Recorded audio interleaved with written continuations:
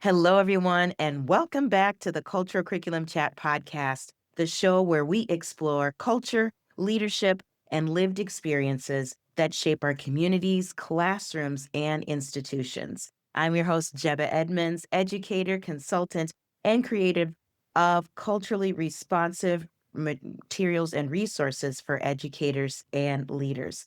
Today's conversation is one that every leader, educator, and decision maker needs to hear.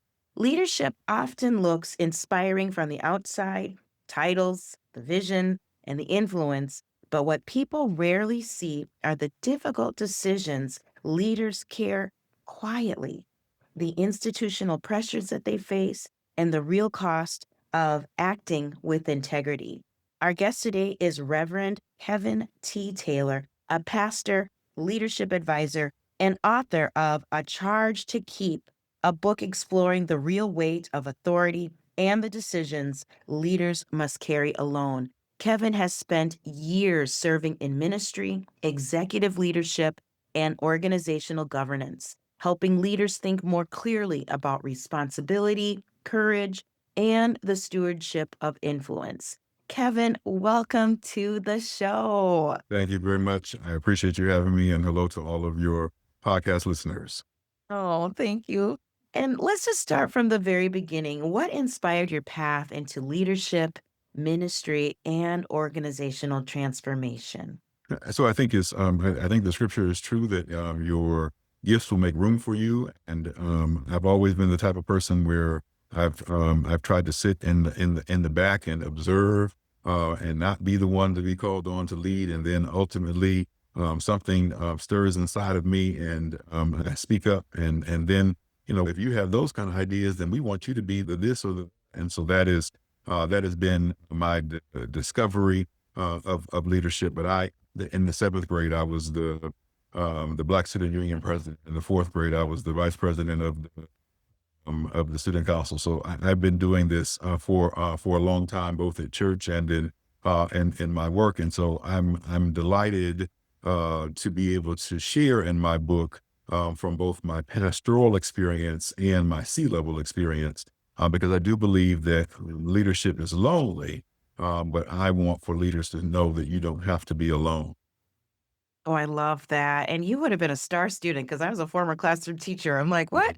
Vice president in, fourth grade. I love Yeah. it. And you enjoyed that being voluntold. Like, wow, people saw something in you. Yeah, And that's why you said, yes, this is the charge that you have and your purpose. absolutely. Absolutely. I love that. And you're right. People, when they are in these leadership roles, it does seem lonely. You kind of feel like you're in that rock between the hard place of, well, I do make those decisions, when I see the balance sheet, in corporate, or if I see something, in my ministry, and I have to make those hard decisions. So I feel that, but what can we talk about when it's the hidden weight of leadership? What do you mean about that, about how that authority carries a weight that most people don't see? So I think we can tackle it in multiple parts, and I'll pull the thread that you just began about being lonely and making those decisions. So one of the things as leaders is that you often don't know who's actually in your corner, and you don't know if they're in your corner because they want something, or they're in your corner because they are truly invested in your best interest. And so it's difficult to determine whether or not the people that you're talking to are truly trustworthy. And if your spouse is not necessarily in the same business that you are in, unfortunately mine is, or if you are in a position where there aren't people that you can talk to, you then have to think through what you can say. You have to, you're not able or you have to filter your words, not able to share it with everything. And then that makes it hard to be able to navigate because you can't give all the details. And so particularly as a pastor, you don't ever want for someone to be able to use what you said against you. And you don't want that to then be weaponized in the future. And so you don't know who's in your corner. And so it can be lonely in being able to just to describe what has happened and to be able to get an honest perspective about how you might choose to respond. And so that's one way is just you don't know who you can trust and who you can talk with.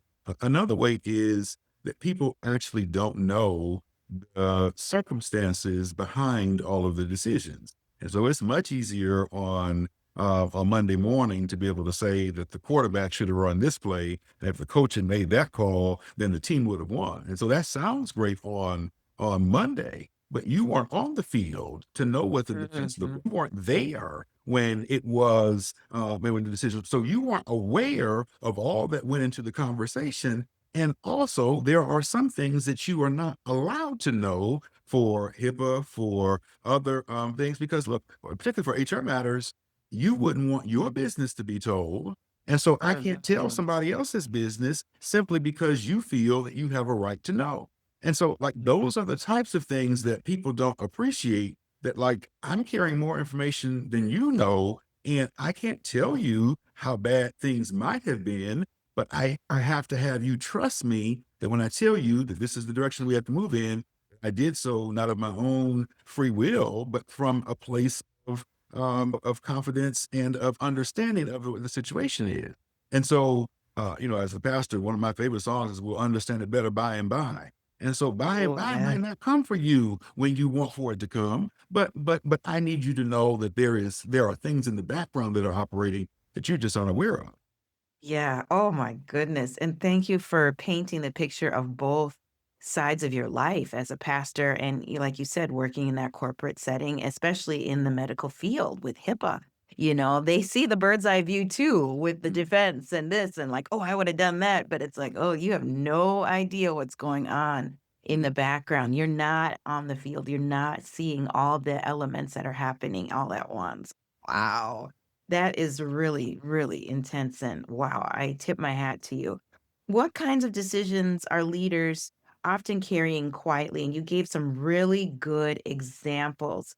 Can you think of one example for, educators that are also listening in that, their supervisor, their principal, what are some kinds of things that you think that we want transparency, but again, with that confidentiality behind it. And Yeah. so I think so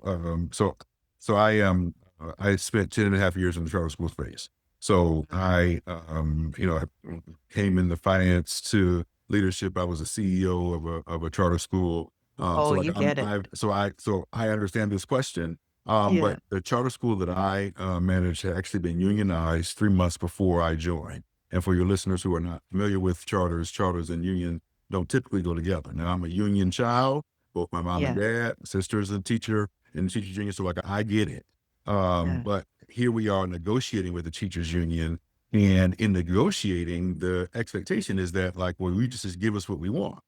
And so, and this is now the first time that a charter network had been unionized, the first time that had been unionized by a professional teachers union. So not the UAW, not the IEE, but a professional teachers Yeah. union. So we're sitting down to be able to negotiate. And so what the union says is, well, typically when we don't get the package that we want, then we give us language instead. So if you can't give me the money, give me the language. Well, that from the perspective of the leader is a difficult choice to make because the language is going to come back to bite me in the butt later on. So from a teacher perspective, you might want a 4% increase, and you might want to be able to have your vacation days paid out in the end. Well, that Mhm. sounds good on paper, and that sounds good as a part of a negotiating contract. But on the other side of the table, you have to understand that if that is what we choose to do, then what that has created for the district, for us, is a liability on the balance sheet. Because if you stay in the district for 30 years and you retire and all your Mhm. sick days get paid out, now I'm responsible for those 6 days the at the cost of your salary. And while that looks good to you as you exit, I have to hold that in reserve because you might choose to retire. And as a result, now I have encumbered so much money that I don't have the resources to otherwise invest in something else. So when we look and say, well, why is my cleaning service only coming 3 days a week and not five? How come we had to eliminate a position? When we begin to think of those things, it is not in the it shouldn't have been that person, and I don't want for your classroom to have cleaning services every day. It is, I have so encumbered my expenses that I actually am not able to do some of the other things.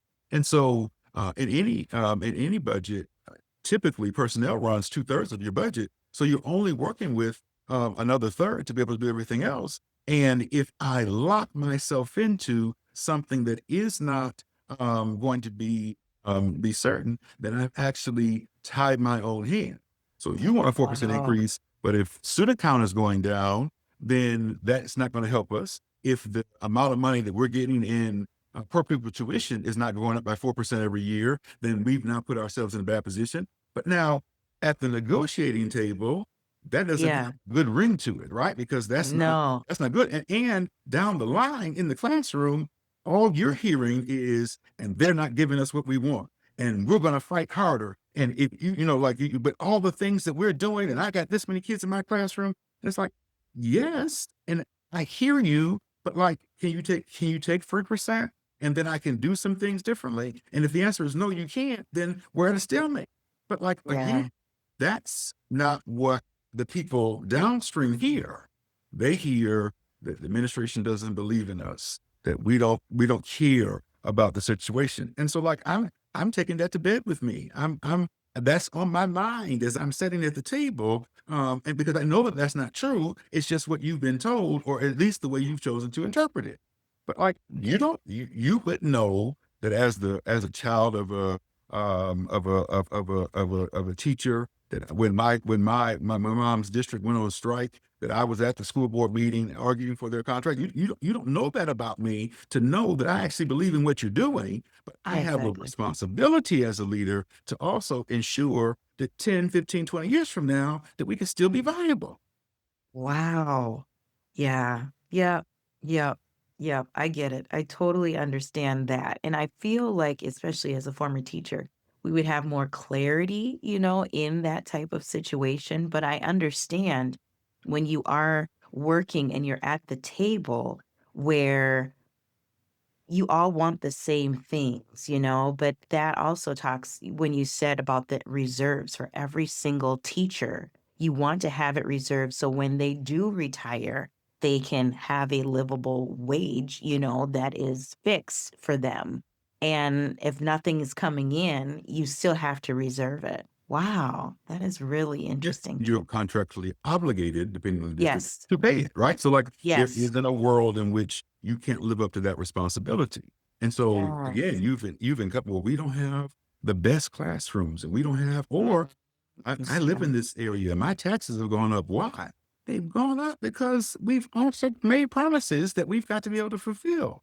But Yes. people don't see the fuller picture. They instead Yes. see in the here and now. And like that's human Yeah. nature. And it's Mhm. also incumbent upon us to be able to do a better job of communicating. But Yeah. it is, I just can't tell everything. Right? I just Yes. can't tell you that, you got 4%, but they really asked for 8. I can't tell you that because then Oh, I'm not yeah. bargaining in good faith. And so what I Yes. have to say instead is we did the very best that we could given the financial situation that we are in. And that to you might sound like I'm being cagey, and it's not. I'm stating a fact in a way that Yeah. protects and protects you. And it's Yeah. not that I don't want to tell it; it's just that I can't tell it all. Exactly. Oh, that is so, so good. Let's continue with this conversation about, and you shared a lot of great examples of feeling that pressure to compromise and feeling that pressure to hold things back. But again, the human side of you, because you do take that to heart, you do want to work with your people. And also, hearing other people saying, oh, he's not being transparent, or, like you said, my class size is too big, or, the budget is not how it's supposed to be. How do you maintain that integrity? You were sharing how, you were a kid of an educator, you were at those school board meetings, you know what it feels like. How do you maintain that integrity in those moments? Because you do internalize. I would Mhm. internalize. I would take it so personally, like, you have no idea how I'm going to bat for y'all every Mhm. single day. But I still have to put on this face of, yep, I'm the leader, I'm the head of my church. but inside, how do you maintain that, with all of that pressure coming at you? Yeah. So listen, it's not easy, and there are days when you want to come out of your role, and like don't let the collar fool you. I had a very active cussing ministry before I met you, and it's not active any longer. But I still remember, and so Yeah. well, of course you can't do that, and you can't say that, right? But it is true. It is difficult. A very specific example. So again, those who might be familiar with the charter school experience, charters are renewed on a 4 or 5 year basis, depending on the state.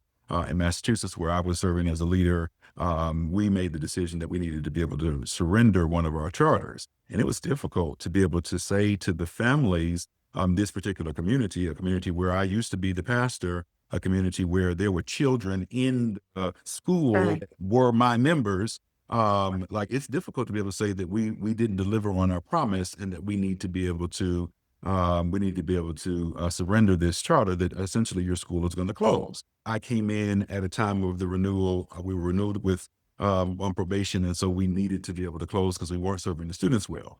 I had to be at the meeting where I made this announcement to the families and to the staff. And like when I say I was cussed out, I mean like Oh, they yeah. called me everything but the child of God. Like the police came. I didn't call them, but I was glad that they were there because it got very, Yes. very contentious. And so in that moment, as the parents were screaming, and you did this, and you're the reason, and you're the and it's like, well, I'm not. I came, and this was the decision that we read, given where we were, that we are not serving your students as they should be, and we're not delivering on the promise.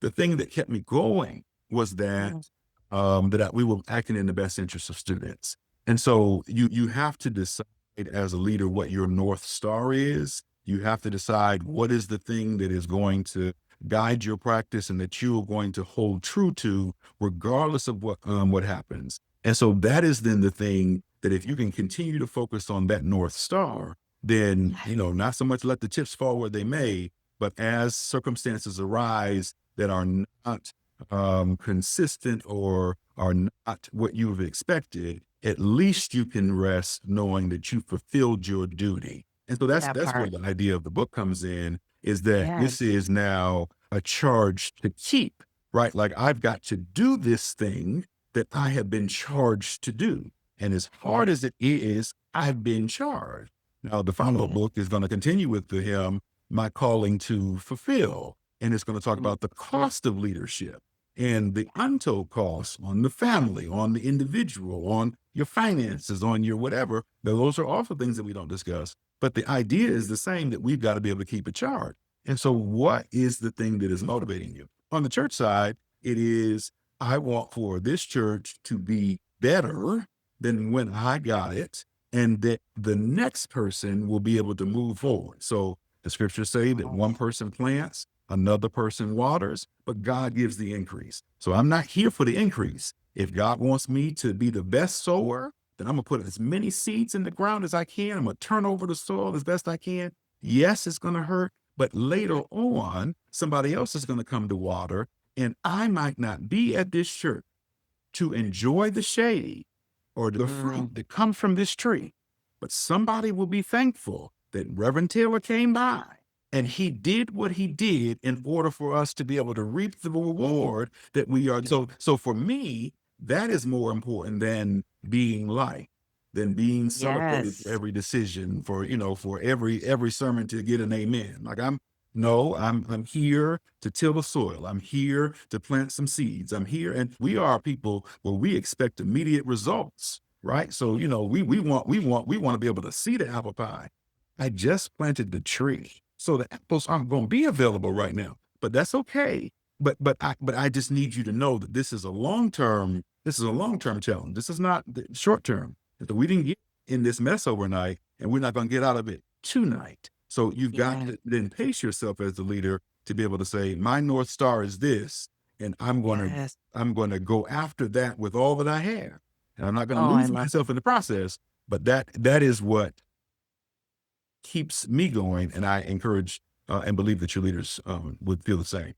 Oh, I love that. Oh, let the church say amen. Because yes, Mhm. we are so in a society of we want it this way, we want it yesterday. It's like, no, no, no. we got to be in all of it, the fertilization, everything, and planting as many seeds. And yeah, I just love that description. Let's talk about your book. I am so excited for my audience to get a copy. And, I know you talked about your second one, but yeah, how did you come up with this foundation of course, that hidden weight and yeah, yeah. So thank you. So the book is called A Charge to Keep. The subtitle is Immutable Leadership Lessons from the C-Suite to the Pulpit. And so in the book, I give 12 lessons that I have learned the hard way. So this is not educational theory. This is not leadership theory. This is a lesson that Kevin has learned, and I provide you with an example from my pastorate and an example from my C-suite experience. So every example is real, every circumstance is real, and this is not this is a Kevin fan book. It's not. I also talk about some bad choices that I made in order that a leader would understand that you don't have to touch the stove to find out that it's hot. Let me tell you, I found out it's hot. You just take my word for it, and you go on and you make other mistakes, but don't make this one. And so that's how the book is laid out in terms of how I came to the book. So as I was transitioning from the charter school space, so 10 and a half years in the space, I was beginning to think about, well, I've had a number of experiences that most people wouldn't have. So I literally was assigned to a church that had been foreclosed on 2 weeks before. And so I now needing to negotiate with this bank. And so over the course of 2.5 years, we're able to negotiate with the bank and to be able to get 3 percentage points lower in terms of our interest rate. And the bank didn't even want the loan, and they were willing to go with the loan. They had called the loan. And then we were still able to operate and to be able to move forward. Everybody doesn't have that story. And or when I was in a unionized environment like we talked about, where I'm negotiating with a teachers union, had to be able to surrender a charter, but also working in a job in the clean energy space where my stance on oil and gas cost me my job and cost me my job again at another location for the same reason. And so it's been those disparate experiences that I said, you know what, no, they need to be recorded, and they need to give people an opportunity to be able to see not only that that ministry is hard and that being a leader is hard, but also to be able to understand that the things that you are faced with are not unique to you. So we can often think that we're the first person that ever experienced this problem, or we are our organization is such a special snowflake that, no other organization can we learn from. It's no, these are realistic. These are immutable leadership lessons. So, one of the lessons is when you are faced with change management, in your organization, that sometimes the opposition or sometimes the people fighting against you is actually evidence that you are making the right choice. And if Yes. you want to be able to immediately think, well, I made this grandiose idea and I think it's wonderful, and the folks are pushing back, so I must recalibrate. Maybe, but it could just Yeah. very well be that the people are mourning the way it used to be, and the people that benefited from the inequity are the ones who are now most upset about the possibility of it being more equitable.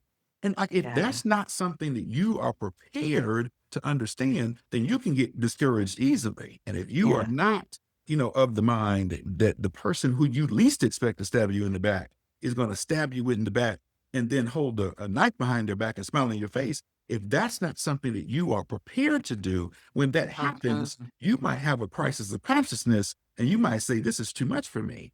I'm here to say, no, no, no. This is what it looks like to be the leader. And this is Yes. evidence that you are doing the right thing. And nobody got to where they are in a straight line.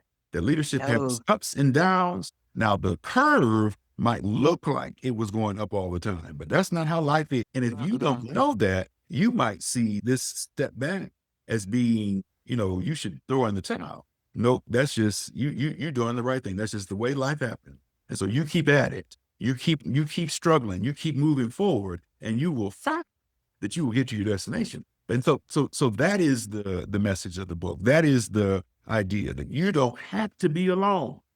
You may feel alone, but you don't have to be alone. I love that. And again, stay the course, stay the charge, Mhm, keep going, and like you said, you're not in the business of people pleasing or, there's got to be some give and take in order to get to the mhm, ultimate part of what your North Star is. That's amazing. And yeah, even when you talk about that feeling of that person stabbing you in the back or people being upset and, that's a part of the growing pains and what you're trying to accomplish. And if you don't have the stomach for that or you just feel like, "Oh, well, this company let me go because of my North Star," then that means I'm not a good leader as I thought. And you're like, "That's not the case. It just doesn't align with that particular organization, but you will find an organization that, is willing to work and bend and keep moving forward." Oh, mhm. this is awesome. So before we go, Reverend Kevin, where can we find all your amazing work, get your books, and continue on this journey of, the by and by? Like, yes, how do we keep following you? So thank you. So you can go to my website. So it's RE, V as in Victor, KTTAYLOR. So RevKTTaylor.com. There you can, the links to purchase my book. You can see how we can work together in a consulting capacity. I can come to your organization to deliver a keynote or even to preach at your church. You can also see from that website, you can see the different newsletters that I write. So I write 4 different newsletters, one on Substack, 3 on LinkedIn, and you can go right there to be able to read them and to subscribe. And you can also then learn more about the way in which I am thinking and the future projects to be able to come. One of the things that I like most about the website is that it also talks about the books that I've been reading. And so even as I am looking to be able to help, others with the books, with my own book, I have also benefited from learning from the experiences of others. And so the books that I've been reading in 2020, also 2025, are all on the website for you to be able to see. And you don't have to like my same choices, but it gives you a sense of like Kevin as a student of other subjects than just leadership. Kevin is also interested in learning these things. And so I encourage your listening audience to check those out, and I'm very appreciative of this time that we've had today. Oh, me too, Kevin. Thank you so very much for being a guest on our show. And one last question for you. What message do you hope our listeners walk away from after hearing your story and your work today? So I hope that they hear that leadership is lonely. So what you are going through, you can feel like you are the only one that's ever been through it, but you don't have to be alone. There are people, there are resources, there are other individuals who've been in your same shoes. And so pick up my book. You don't have to read it from cover to cover.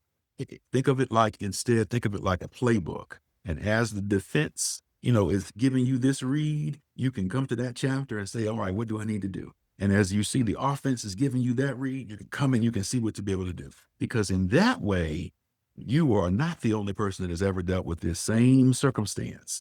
And so use that to your advantage and shock the offense, shock the defense. I didn't think that he knew to do that. I didn't think that she knew to be able to play that play. It's like, right. Because I've been studying, I've been thinking, I have invested time outside of this place to grow in my leadership. And when you have the opportunity to pass that on to somebody else, do so. Because your experience, you being in that seat that you are in, leader, has paved the way for somebody to come behind you. And just like you had a leg up to be able to get there, or somebody reached for you, make sure that you are reaching to be able to help somebody else on their journey. Oh, I love that, Reverend Kevin. Oh my goodness. You are so motivating and inspiring Thank you. and also keeping it real. Like, yeah, it is lonely. I Mhm. love that about your candor because it is. It's hard. You have to make those hard decisions and you have to have those, difficult and courageous conversations. And no matter how, like you said, the pushback you get, you still have to remember your North Star and what your purpose is to keep going forward. And thank you so much for joining us today and sharing your insights, your leadership, your courage, and your integrity. And for our listeners, if this today's conversation resonated with you, I encourage you to connect with Reverend Kevin's work.